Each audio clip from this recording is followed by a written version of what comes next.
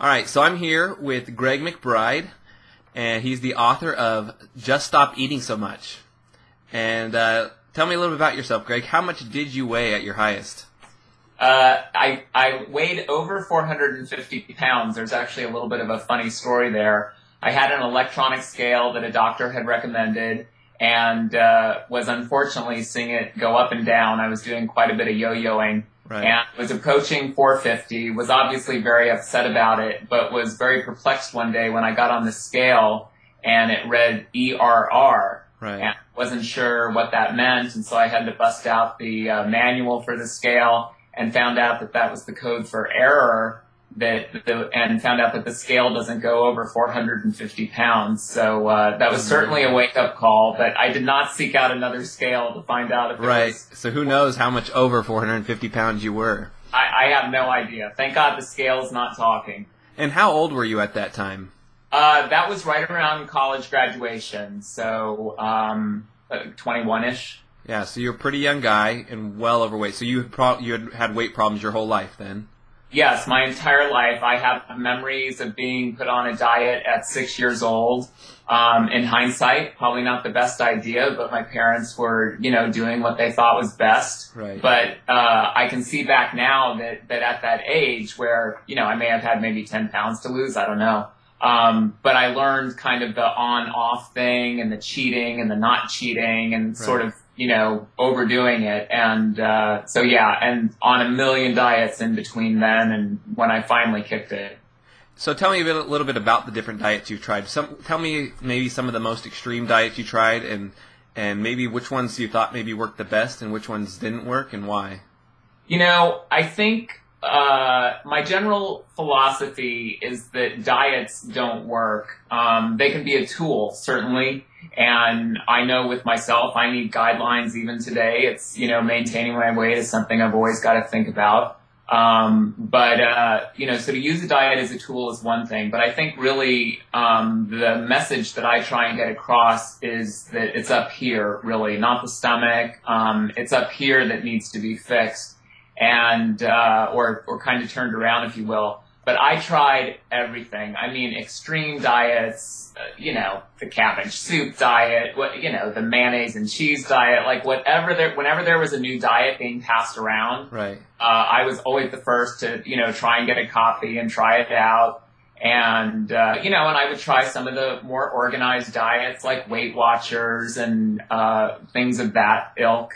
And would, was always buying, magazines and whatever the latest diet book was. I mean, my bookshelves were lined with those things.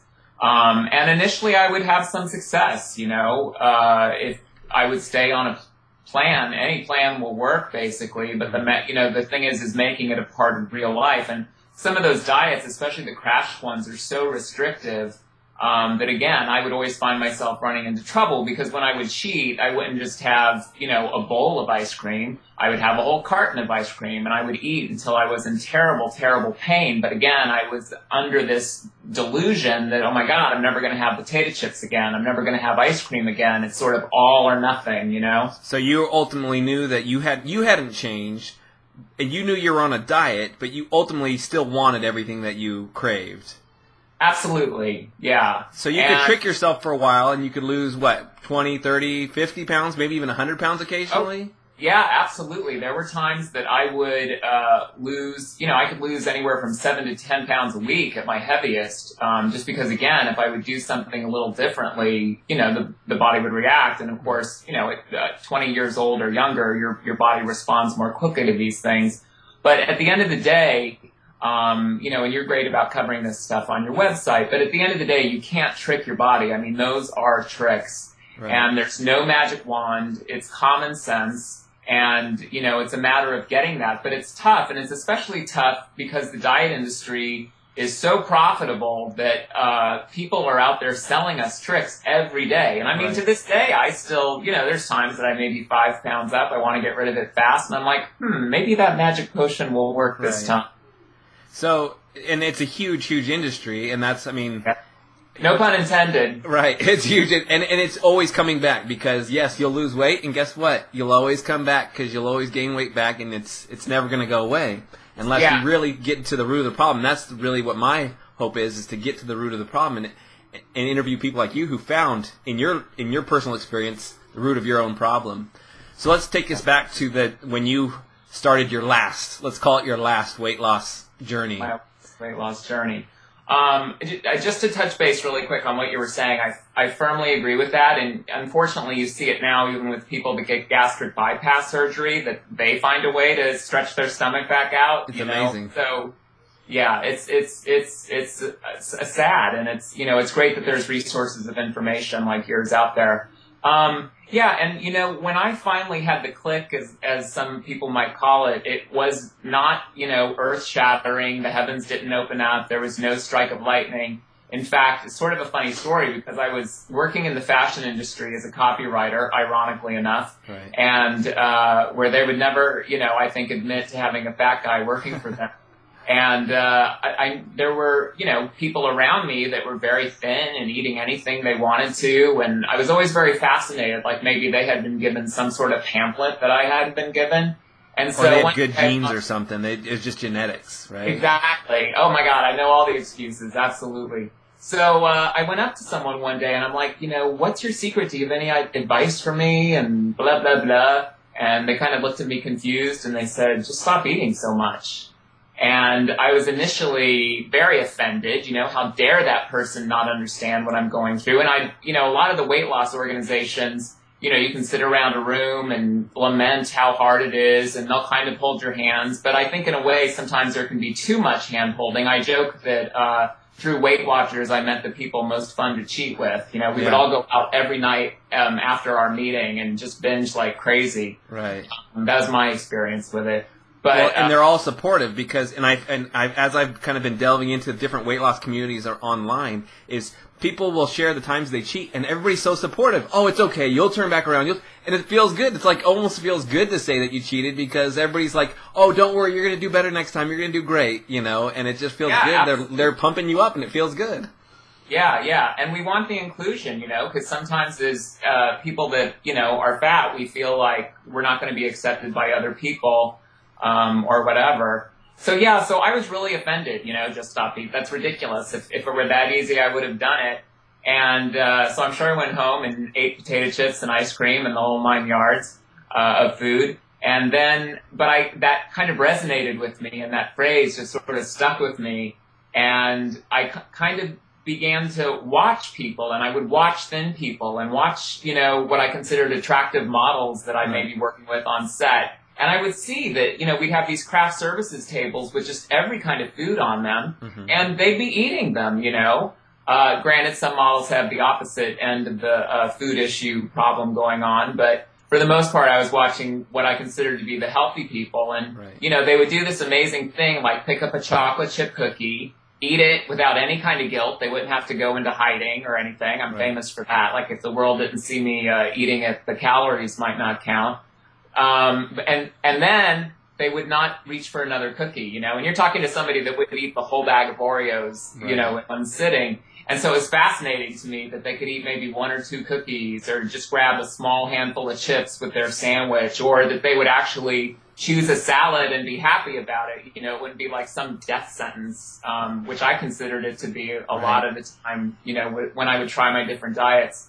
And so I kind of thought, what, all right, I'm going to try this. I've tried every diet there is, usually more than once, joined and rejoined all these things. And then, so I started doing it, and I started exercising, and I decided I wasn't going to limit any food groups. I had done all the crazy diets where, you cut out this, you cut out that, and just ate very sensibly and was working out. And to my, and I did a lot of research. I talked to my doctor, which I recommend everyone do, no matter what diet you decide on. I mean, you've got to know what your body is. I was very lucky, and at that age, that I hadn't damaged my knees or anything. But when you're carrying around this weight, it really is, a health threat. Right. So, it's always smart to just learn as much as you can. And so then I started, eating less and working out more, and it literally melted off. I mean, within a year, I had shed 250 pounds, and I promise you, no pills, no surgery, no crazy, I was eating carbs, Now, a lot of times they were healthy carbs like apples or celery, and but I would have cereal for breakfast with a banana, and there was no food group that I cut out. And after I initially lost most of the weight, I did yo-yo a little bit before I finally stabilized. Mm-hmm. But again, you're living and learning. And in fact, I pulled one thing out that it'll be sort of hard to see. I was tempted to cheat. Unpause. Okay, we're recording again. All right.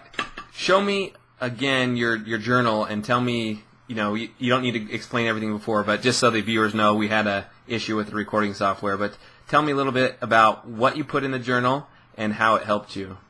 I would put all sorts of things. Like I just turned to this, and this is an article on just rest and relaxation. It has nothing to do with weight loss. But again, for this, it was like a mental health aspect of my journey. Mm-hmm. And I would, just put in anything. I would print stuff off the internet. I would, this is an article that's called You'll Never Say I Can't Again. And right. So whenever I was tempted to cheat or eat something that I didn't think was going to be healthy for me, I would get back in touch with that. And, one thing I'll share real quickly is even though I took off the weight pretty quickly, all things considered, in the period of a year, mm-hmm. I remember the first time I could walk into the Gap and buy jeans. Oh, wow. And up till then, I had, to go in the big man stores or even order things out of catalogs. Right. Because I was pushing a 60-inch waist, wow. And I have my belt here. I don't know if you've ever seen it. Yeah, I've seen it in the interviews. It's huge. There it is. It is huge. The dog thinks I'm going to whip it, I think. Sorry about the barks. But anyway, to go into a regular person's store and be able to go up to the jeans, and yes, it was absolutely the biggest size jeans in the store, but it was such an amazing feeling. Right. And I'm always encouraging people that so many people are thinking, okay, I have to lose 40 pounds, 50 pounds, 200 pounds, 600, whatever it is. Right. Don't get so caught up in the end goal, because the fact of the matter is, if you start to change your life within a month, you're going to breathe easier, you're going to sleep better, you're going to talk on the phone more easily, not so out of breath. And one day you're going to get to go into the Gap or wherever and buy a regular person-sized jeans. And that feels so good. And it really feels better than ice cream tastes. And, of course, you can still have ice cream, just not the whole thing, Right. It's funny that I always joke about the servings. If you look at the serving size of ice cream, it's a half a cup. And I don't know who eats a half a cup, but it's probably those models.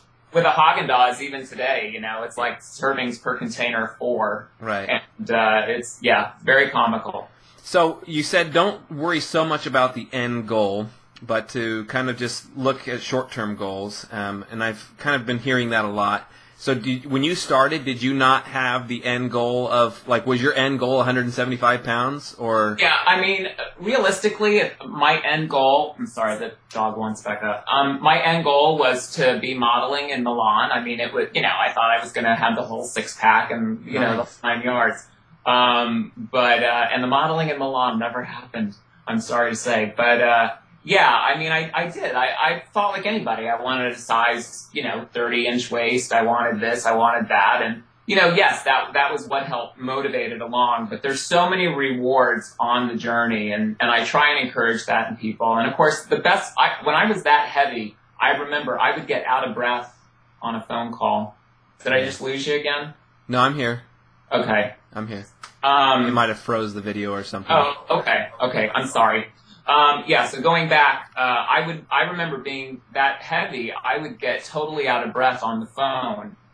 And so just being able to make a phone call without getting out of breath was amazing. And as you can tell now, I never shut up. But, sleeping better, working out, and then, I was so shy that I would force myself to go to aerobics classes. That was like the first exercise I did.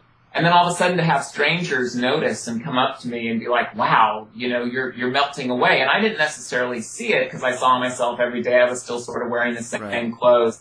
But then as those rewards come along and all of a sudden you are buying smaller clothes, even if it's at the big men's store or the big lady store, wherever it is, those successes are amazing. Right. And that will motivate you to keep going. I've had some of those, and I obviously didn't start so high, but it's just those small things, and I can relate to that. People who haven't seen you in a month or so say, wow, you've lost some weight, haven't you? And you're like, yeah, I have actually. And then, putting on the belt, and then you go, whoa, it's kind of loose. And you go to one more loophole, and you're like, wow, this is good. This is a reward in and of itself.